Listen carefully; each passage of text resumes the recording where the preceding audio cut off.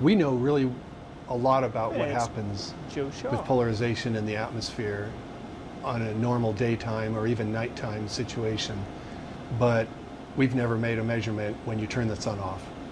And let's go do it. In scientific terms, polarization refers to the orientation of light waves as they travel from the sun. Montana State University professor Joseph Shaw and his father Glenn have been studying the polarization of light for years. In 1973, Glenn traveled to Africa to document the eclipse, specifically to study the patterns of polarization during the period of totality. But it left a lot of questions. And those questions had to do with the fact that the theory says that the polarization is completely symmetric about the zenith, which is the point straight up.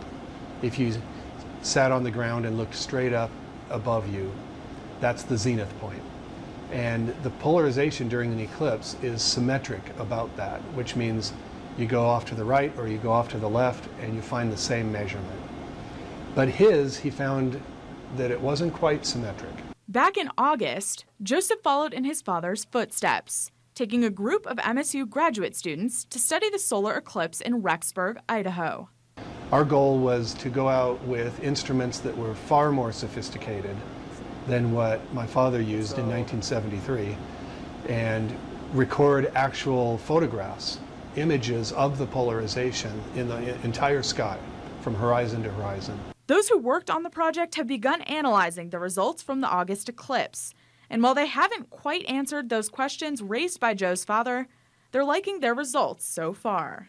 After Monday was over, it was nice. So you could know that you got some results out of a couple of the instruments that we brought. 2 minutes is a very short time, but just looking at the results, we're very happy with what we've gotten so far. In Bozeman, Caitlin Corbett, MTN News.